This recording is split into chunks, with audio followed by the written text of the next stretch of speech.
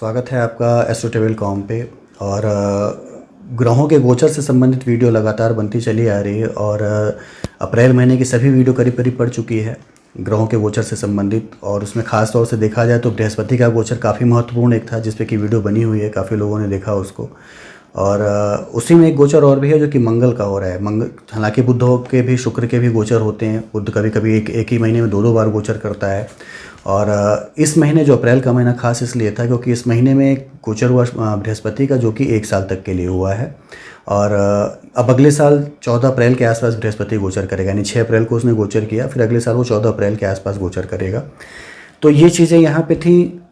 खास तौर से देखा जाए तो ये वीडियो ये मंगल के गोचर पे आधारित है और मंगल का गोचर जो है वो हो रहा है 14 अप्रैल को। 14 अप्रैल को बुधवार है और 14 अप्रैल को ये गोचर करेगा 1:06 पे और ये फिर लगातार 2 जून तक आपकी अपनी राशि में रहेगा, यानी मिथुन राशि में रहेगा कह सकते हैं। और आपके लिए मंगल का ये गोचर जो है एक मिश्रित फल देगा निश्चित रूप से, और बड़ा ही आपके लिए, बाकी राशियों के लिए भी है इसके जो परिणाम वो हैं, लेकिन आपके लिए थोड़ा इसका परिणाम और भी एक कह सकते हैं ध्यान देने योग्य है क्योंकि आपकी खुद की राशि में ये रहेगा। और आपके छठे भाव का लॉर्ड होता है, आपके 11वें भाव का लॉर्ड होता है और ये जाएगा आपकी यदि खुद की राशि में, तो इस केस में एक जो है मिश्रित फल देखने को मिलेंगे। मंगल की आदत होती है कि शौर्य का प्रतीक होता है, ऊर्जा का प्रतीक होता है, साहस का प्रतीक होता है और आपके अंदर जोश कितना है उसका प्रतीक होता है मंगल। तो मंगल जब आपकी खुद की राशि में होगा तो ये सारी चीज़ें आप में प्रचुर मात्रा में मिलेंगी और ये सारी चीज़ों में एक बढ़ोतरी आप खुद महसूस करेंगे। लेकिन यहाँ पे मिश्रित फल मैंने इसलिए बताया क्योंकि मंगल जब खुद की राशि में रहेगा तो निश्चित रूप से आपको जो है काफ़ी ज़्यादा एक कठोर गर्म मिजाज वाला कह सकते हैं, कठोर दिमाग वाला कह सकते हैं, मिजाज वाला कह सकते हैं बनाएगा थोड़ा यहाँ पे। तो सामने वाले के साथ व्यवहार करने में आपको थोड़ा जो है सजग रहना होगा, थोड़ा आपको अपने आप पे एक नियंत्रण रख के, एक पोलाइटनेस रख के, मन में एक शांति रख के करना पड़ेगा क्योंकि चीज़ें समाज में तभी स्थापित होती हैं जबकि आपका व्यवहार जो होता है वो अच्छा हो या आप सामने वाले को भी अपना ही उतना ही एक उसकी इज्जत करते हो जितना आप खुद की चाहते हो, तो चीज़ें फिर आपको बेहतर मिलती हैं। आपने यदि अपना अहंकार दिखाया, आपने यदि अपना एक हार्शनेस दिखाया अपनी आवाज़ में, तो निश्चित रूप से कठोरता या आपका अहंकार जो है सामने वाले का से संबंध खराब करेगा। और मंगल ये यहाँ पे देने जा रहा है आपको, खास तौर से ये 1.25 महीने जो है मंगल के प्रभाव में जो बीतेंगे आपके 14 अप्रैल से 2 जून, इसमें आपके साथ ही घटनाएं घटित हो सकती हैं। और मंगल को कहा जाता है कि जब भी आपसे, आपकी राशि से कहीं जुड़ता है तो निश्चित रूप से आप में एक जोश डाल देता है। तो निश्चित रूप से काम करने के तरीके में आपके एक बदलाव आएगा, काम को आप तेज़ी से करना चाहेंगे, जो काम आपके पेंडिंग थे उनको भी आप तेज़ी से करके आगे बढ़ना चाहेंगे। ये सारी चीज़ें मंगल यहाँ पे कराएगा। लेकिन आपको अपने आप व्यवहार पे, अपनी वाणी पे, अपने आउटवर्ड अपीयरेंस पे कह सकते हैं, अपने हाव भाव पे नियंत्रण रखना होगा, थोड़ी उसमें शांति दिखानी होगी, पोलाइटनेस दिखाना होगा। मंगल की दृष्टियों की यदि बात करें तो 4, 7, 8 3 दृष्टियाँ पड़ती हैं और मंगल गोचर करके चौथी दृष्टि जो है आपके चतुर्थ यानी सुखेश पे डालेगा, 7वीं आपके दाम्पत्य जीवन और पार्टनरशिप के चीज़ों पे डालेगा और 8वीं दृष्टि आपके अष्टम भाव पे रहेगी यहाँ पे। तो चतुर्थ भाव पे उसकी दृष्टि रहेगी तो निश्चित रूप से चतुर्थ भाव यानी आप यदि भूमि से संबंधित कार्य कर रहे हैं, आप गाड़ियों का क्रय विक्रय कर रहे हैं, इन सारी चीज़ों के सुखों में वृद्धि मंगल यहाँ पे कराएगा। खास तौर से भूमि का लेन देन यदि आप कर रहे थे और काफ़ी समय से वो मामले अटके हुए थे तो इसमें आपको निश्चित रूप से एक बढ़ोतरी देखने को मिलेगी। एक कह सकते हैं कि उसमें एक अलग से आपको लगेगा कि नहीं, मेरी चीज़ें आगे निकल रही हैं, जो रुकी हुई थी उसमें मुझे फ़ायदे समझ में आ रहे हैं। तो मंगल यहाँ पर ज़रूर ये करेगा और माता से रिलेशन भी आपके अच्छे करवाएगा। थोड़ी हो सकता है काम के संबंध में आपकी एक दूरी बढ़े, लेकिन आपके आपसी रिलेशन में एक निश्चित रूप से एक नयापन देगा, निश्चित रूप से एक हारमोनी बढ़ाएगा कह सकते हैं। 7वें भाव पे दृष्टि निश्चित रूप से ख़राब है, बहुत अच्छी नहीं कही जा सकती है। व्यापारिक संबंध आपके ख़राब हो सकते हैं, आपके पार्टनरशिप से आपके रिलेशन जो हैं उसमें थोड़ी एक कह सकते हैं दूरी बढ़ सकती है। आपके अपने व्यवहार से कह लें या पार्टनर के व्यवहार से कह लें, उसमें एक दूरी जो है बढ़ने की संभावनाएं बढ़ जाती हैं।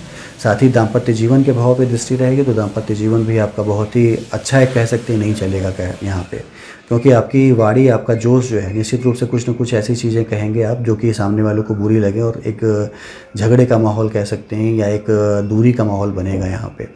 तो बताने के पीछे उद्देश्य सिर्फ इतना होता है कि आपको अच्छी चीज़ें मैंने बताई तो बुरी चीज़ें भी बता दी, तो बुरी चीज़ के हिसाब से आप यदि रिएक्ट करते हैं या उस हिसाब से अपने काम को करते हैं तो मान के चलिए कि फल जो बुरे हैं उनमें कमी आ जाती है। वो जो पूरे आपको मिलने चाहिए थे या आप पे बहुत ज़्यादा उसका इल इफेक्ट पड़ना चाहिए था, वो चीज़ें नहीं पड़ती क्योंकि आपके कर्म अच्छे हो जाते हैं। तो बताने के पीछे सिर्फ रीज़न ये होता है कि आप अपने व्यवहार में परिवर्तन लाएँ। जोश में रहें, ऊर्जा लाएं अपने शरीर में, काम को करने के लिए एक जुनून लाएं, ये मंगल आपको देगा। लेकिन अपने आप पे नियंत्रण रखें, अपनी वाणी पे नियंत्रण रखें। तो आपके पारिवारिक संबंध कह लें, आपके पार्टनरशिप के साथ संबंध कह लें, सारी चीज़ों में एक देखेंगे आप, पॉजिटिविटी दिखेगी आपको, एक ऊर्जा दिखेगी, एक हारमोनी दिखेगी। अष्टम भाव पे उसकी दृष्टि रहेगी मंगल की आपके लग्न से, तो निश्चित रूप से थोड़ी बहुत, हालांकि यदि लग्न खुद अष्टम में चला जाता है तो उसको दोष नहीं लगता है, लेकिन यहाँ पे लग्न जो है आपका वो मंगल नहीं है, वो मंगल की अष्टम पे दृष्टि है।